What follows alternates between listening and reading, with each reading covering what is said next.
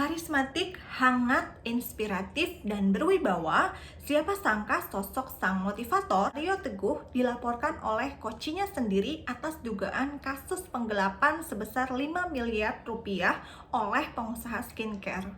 Pelapor menilai bahwa apa yang sudah dijanjikan oleh sang motivator itu tidak sesuai. Karena sebelumnya, pelapor dijanjikan kalau mau bekerja sama networking dengan memanfaatkan puluhan juta followers menurut pengakuannya, itu bisa serta-merta membesarkan perusahaan dan menaikkan omset. Sebetulnya menarik ya gitu, tapi apa iya kalau misalkan puluhan juta followers yang banyak itu bisa serta-merta menaikkan omset yang besar?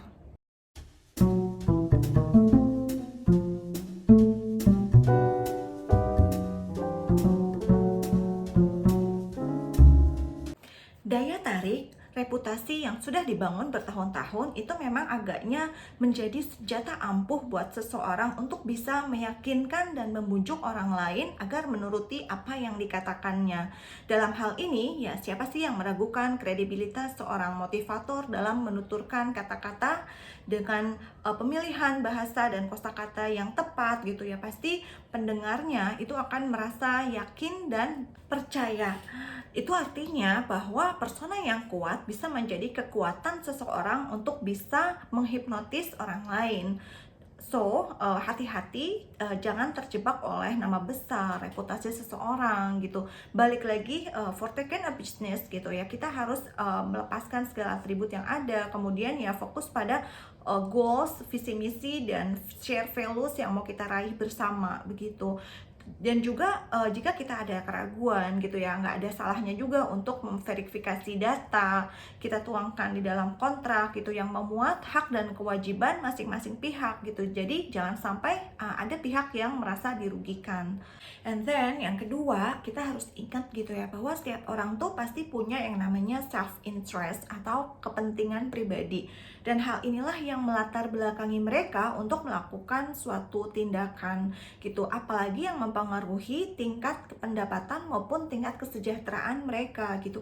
Ada nafsu, ada kebutuhan, ada keinginan untuk mendapatkan keuntungan gitu. Nah, besarnya keinginan manusia akan uang, popularitas, ketenaran, ataupun kesejahteraan gitu, ini yang memotivasi mereka untuk melakukan kegiatan ekonomi gitu ataupun praktik bisnis lainnya gitu. Jadi sebetulnya setiap orang tuh pasti nggak sepolos itu juga gitu kan. Pasti mereka tuh punya self interest yang mendorong atau sebagai driver ketika mereka melakukan aktivitas ekonomi.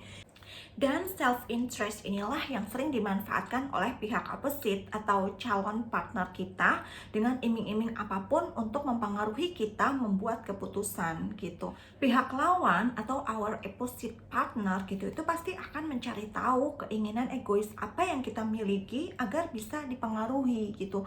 Dan bahkan Bapak ekonomi kita, Adam Smith, itu sudah mewanti-wanti terkait dengan praktik ekonomi atau kegiatan ekonomi kaitannya dengan self-interest ini, agar setiap orang itu bisa berpikir secara rasional dalam membuat keputusan yang melibatkan keuangan atau keuntungan moneter lainnya, baik untuk kepentingan pribadi maupun orang lain.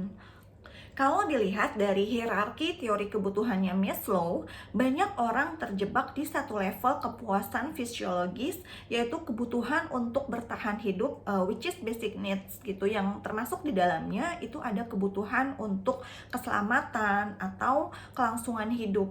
Sehingga ketika seseorang bertemu dengan orang-orang baru, yang terpenting yang ada di pikiran mereka itu adalah apakah orang-orang baru ini bisa menghasilkan peluang atau keamanan ataupun sumber daya yang lebih baik gitu. Intinya, people always asking and wondering gitu, what's in it for me gitu. Kira-kira apa ya benefitnya buat gue gitu kan. Itu kasarnya ya. Dan mungkin inilah yang ada di benak orang-orang yang baru kita temuin gitu. Dengan kata lain, mereka fokus pada kebutuhan mereka. Nah, biasanya dari sini seseorang akan membingkai pesan persuasif untuk memenuhi kebutuhan dan emosinya tersebut. Lalu yang terakhir, hati-hati terhadap budget marketing gitu.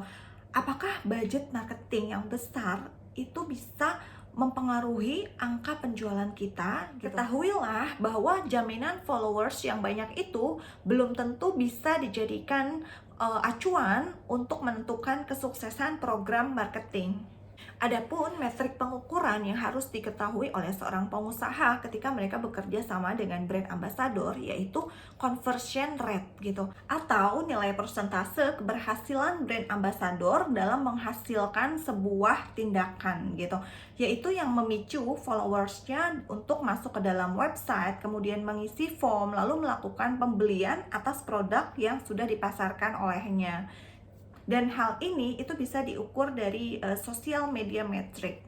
Makin besar conversion rate, makin besar pula peluang Anda mendapatkan calon pelanggan baru yang dihasilkan dari followers brand ambassador yang telah Anda tunjuk. Conversion rate ini itu bisa membantu bisnis dalam mengukur efektivitas strategi pemasaran dan juga mengevaluasi return on investment dari berbagai kampanye. Tujuannya untuk mengalokasikan anggaran pemasaran menjadi lebih efektif dan juga mengejar kesuksesan jangka panjang.